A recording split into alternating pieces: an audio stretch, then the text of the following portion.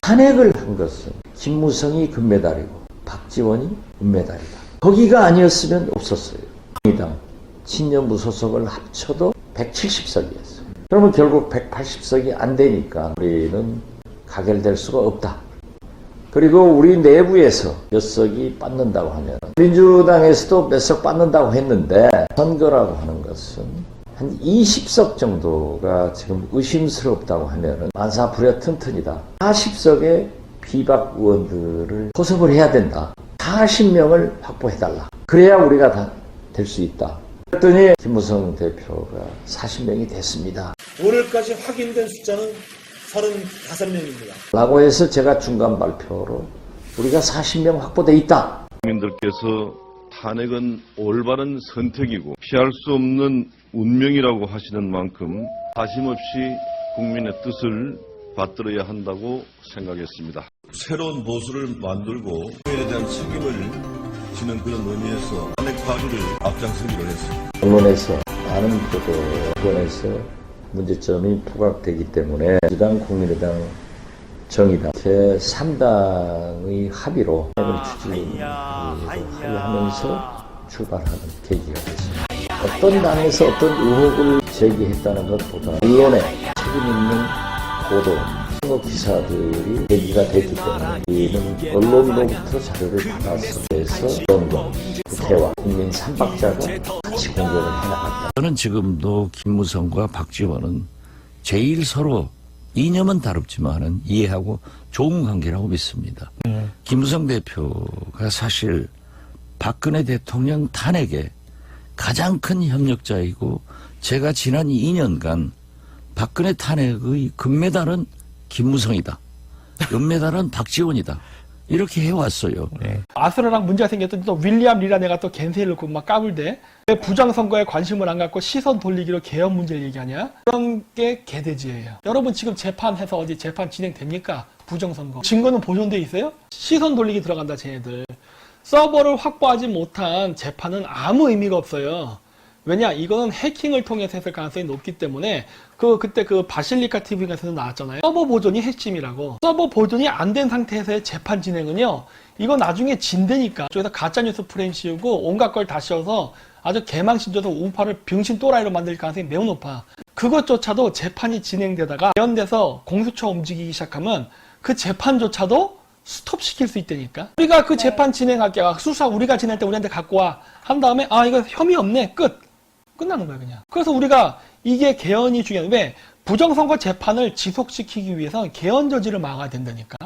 근데 얘네들이 왜 개헌 저지를 얘기하니까 난리 개거품 물지? 왜 시선을 부정선거에만 꽂히게 하고 개헌 문제를 언급하는 걸 못하게 막으려고 할까? 재판 관련돼서 후원 모금 모집하는 거는 매우 위험한 거예요. 재판이 망칠 수도 있거든요. 공수처가 이제 작동되게 되면은 예를 들어 개인 구자로 후원 받은 사람은 우리는 정의로운 재판을 하다가 문재인 정권 탄압 때문에 망명 갑니다. 그리고 그 돈 갖고 먹튀할 수 있어요. 법인 계좌로 들어온 거는 법인 돈 갖고 내가 예를 들어서 쉽게 아무거나 할 수가 없거든. 근데 개인 계좌인데 개인 거잖아.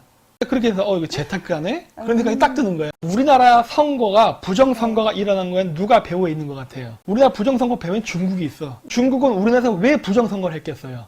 한반도가 지정학적으로 유리하기 때문이에요. 한반도가 친중화되지 않고 미국의 영향권에 있으면 중국이 위험하기 때문이에요. 부정선거에 해킹을 했을 가능성이 매우 높은 거예요. 그것 때문에 지금 우리가 부정선거라고 이야기하는 거란 말이에요. 우리나라의 핵심 기술을 빼가는데 하필이면 왜 삼성이냐?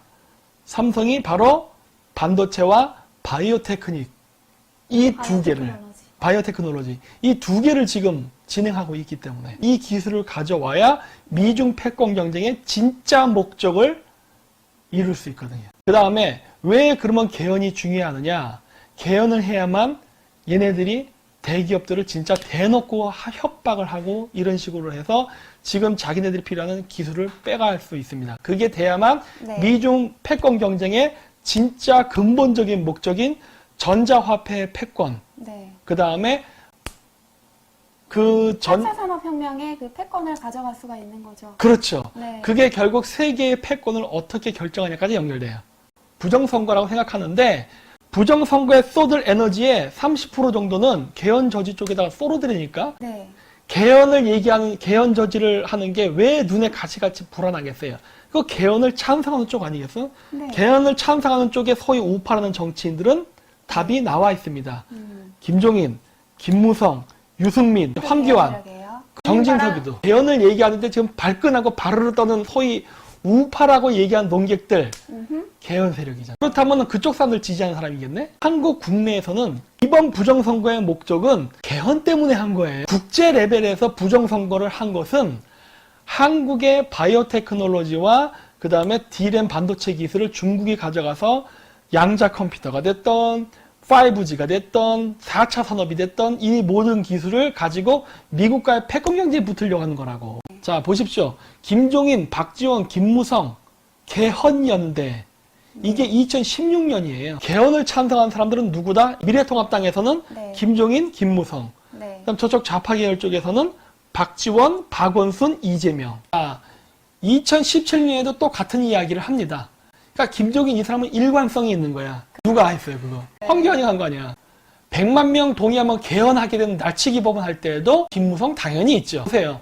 김무성이도 그때 우연히 한 게 아니라 뭐 헌법 개정 내용이 뭔지 국회의원들 보면 어떤 법인지도 모르고 막 사인하는 경우 많거든요.